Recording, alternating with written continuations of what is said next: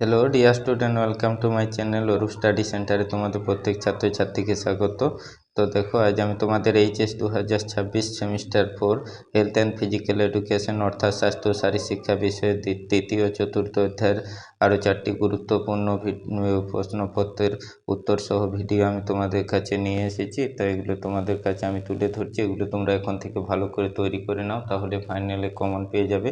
আগের ভিডিওতে আমি প্রথম ও দ্বিতীয় অধ্যায় থেকে 4টি গুরুত্বপূর্ণ উত্তর সহ কোশ্চেন রেখেছি, সেগুলি তোমরা যারা দেখোনি অবশ্যই চ্যানেলটিতে সেই ভিডিওগুলি দেখে নেবে, বা অন্যান্য বিষয়ের যে ভিডিওগুলি দেওয়া আছে। আবার নতুন ভিডিও পেতে অবশ্যই চ্যানেলটিকে সাবস্ক্রাইব করে দেবে। তো দেখো, তৃতীয় অধ্যায় থেকে যে প্রথম কোশ্চেনটি আমি তোমাদের কাছে গুরুত্বপূর্ণ রেখেছি, উত্তর সহ আমি তোমাদের কাছে তুলে ধরছি, এটা তোমরা ভালো করে দেখে নাও।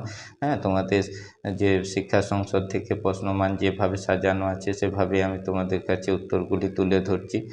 দেখো, শারীরিক সক্ষমতা কাকে বলে? শারীরিক সক্ষমতা কয়টি ভাগে বিভক্ত ও কী কী? স্বাস্থ্য সম্পর্কিত শারীরিক সক্ষমতা যে কোনো দুটি উপাদান ব্যাখ্যা করো। কেমন? 1+1+4 6 দেওয়া আছে।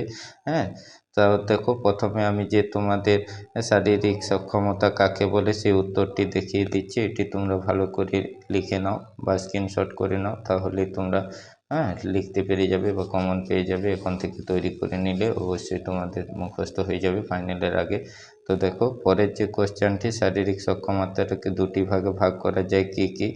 সেই ভাগগুলি আমি তোমাদের উত্তরগুলি দেখিয়ে দিচ্ছি, এভাবে তোমরা লিখবে, তাহলে কমন পেয়ে যাবে বা উত্তরটি সঠিক হবে। দেখো, পরের দেখো যেটি স্বাস্থ্য সম্পর্কিত শারীরিক সক্ষমতার দুটি উপাদান, সেই দুটি উপাদান আমি দিয়েছি পেশি শক্তি আর দেহ উপাদান। কেমন? তো পেশি শক্তি যেটি উত্তরটি আমি করে দিয়েছি, এটি তোমাদের কাছে দেখিয়ে দিচ্ছি, এটি তোমরা ভালো করে দেখে নাও।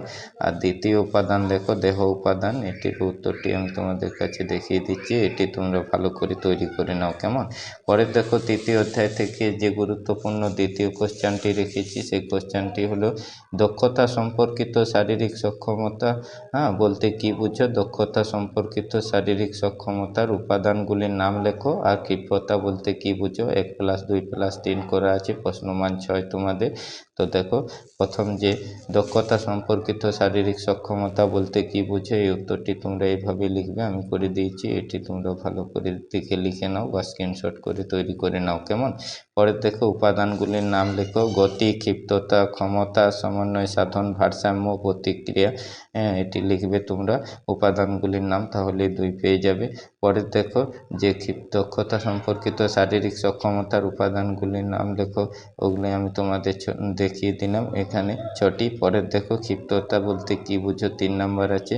তো 3-এর উত্তরটি তোমরা এইভাবে করবে, আমি যেভাবে করে দিয়েছি, তাহলে তোমরা এখানে 3-এর 3 পেয়ে যাবে। কেমন? তো দেখো, উত্তরটি আমি তোমাদের দেখিয়ে দিলাম, এটি তোমরা ভালো করে লিখে নাও বা স্ক্রিনশট করে নাও।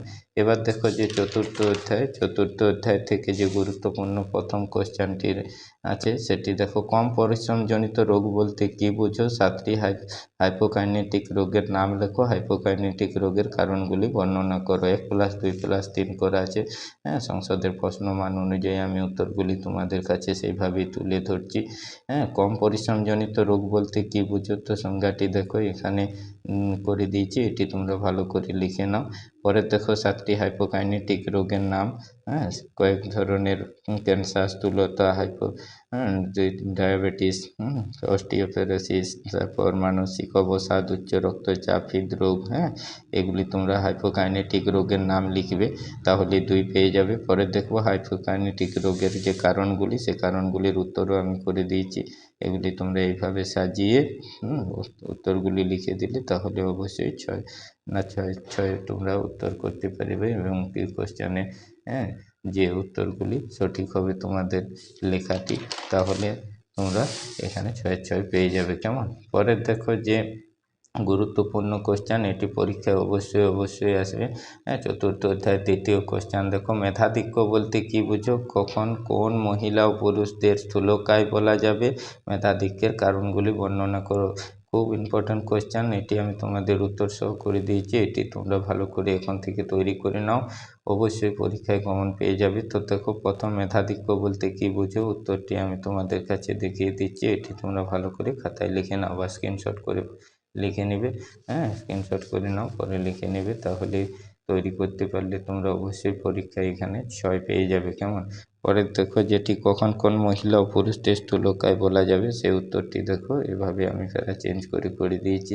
তারপর মেধাধিক্যের কারণের উত্তরগুলি আমি তোমাদের কাছে তুলে ধরছি, হ্যাঁ, সেগুলি তোমরা দেখে নাও ভালো করে। মেধাধিক্যের কারণে প্রথম পয়েন্ট দেওয়া আছে দেখো, প্রয়োজনের অতিরিক্ত ক্যালোরিযুক্ত খাদ্য গ্রহণ, এইভাবে উত্তরটি লিখবে।